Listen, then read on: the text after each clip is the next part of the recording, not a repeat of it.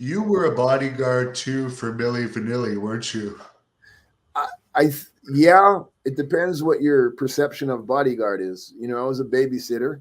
Um, yes, I was involved with Milli Vanilli from the very beginning of their career, all through the scandal.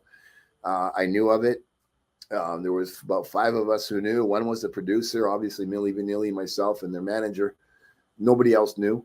Um, I didn't fully understand the whole severity of the thing, because I was 18 years old.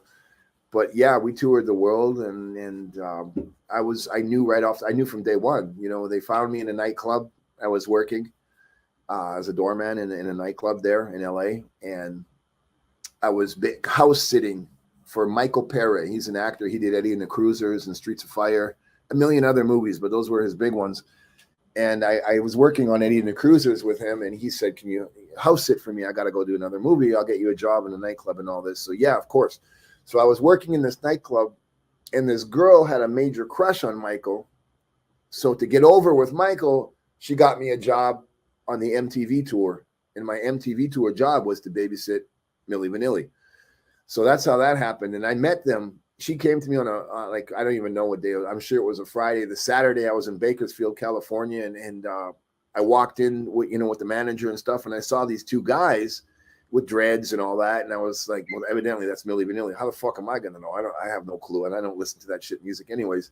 But I saw them, and they were arguing in German and French, and because I knew they were from Europe, but I didn't know anything about these dudes.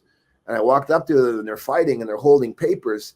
And then they look at me, and they get introduced, and they don't even blink. They just keep fighting, and then they look at me, and they say, "Can you help us?" And I was like, "Sure." I said, "We can't read this." And I said, "Well, it's the words to your number one song." And they were like, "Yeah, but we got to sing it, and we don't know it.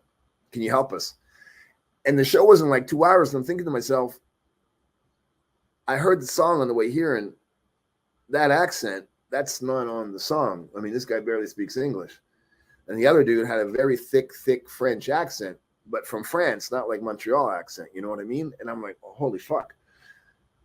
Something's telling me that these dudes don't even sing their song. And when they did the sound check, there was nobody allowed in the building. And I was on the side of the stage, and I saw the sound man and their guy, press the voice thing and like that so that their voices would come out. And he was working the mics. So when they weren't singing, they could talk. And he was going on and off. In the contradiction from them talking and singing, it was like, wait a second. These guys don't even speak English. You can hear it, but they're singing in perfect English with no hiccups, no accent, no anything. So we decided right then and there that they couldn't talk.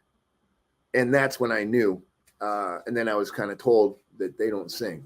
So I knew right from the beginning.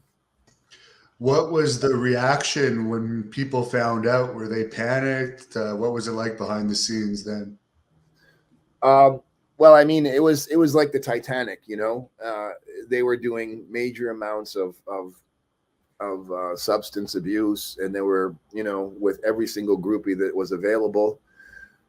And their reasoning was, listen, we're about to get caught. When this gets caught, it's over. So we're doing everything we can to live our fantasy life in the meantime. So it was doomed from day one, because what they did was they had the number one song in the world, and their record producer said that he was going to give them a salary to continue making this music because he was a famous producer. They left to the United States, and they got a management company and got booked on this MTV tour. So their record producer said, if you don't give me a percentage of whatever it is you're getting paid, I'm going to expose you. So they wanted me to be the middleman and kind of block him, and so they can continue this as long as they could. It was so intense. But at the same time, it was the greatest education I had for the wrestling business, because it was a fucking work, a big swerve from day one. It was a lie.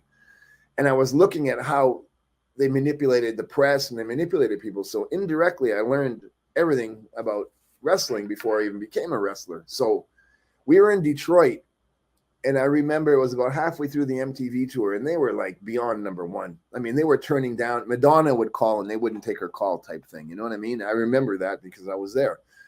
And New Kids on the Block and Marky Mark was on the tour, and Tone Loc and all the bands of that era. Paula Abdul, she was on the tour. So it was pretty crazy.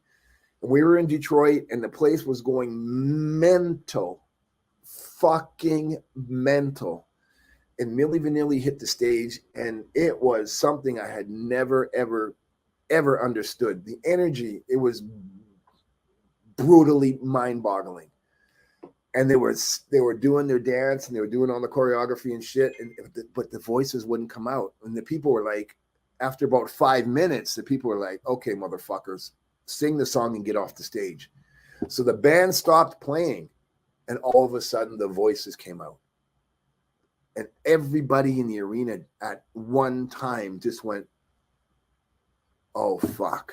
And the cat was out of the bag right then and there. So it was about halfway through the tour that the rumor started. So the people were like really, really, really on top of it. And it came to a climax at the Grammys when they won their Grammy. They were so out of their fucking mind on drugs that when they went on stage, they reversed roles. So one guy was lip syncing the other guy's parts, and it was just like, what the fuck is happening? And that was it. It was over right there, and that was on live TV. So it was pretty intense.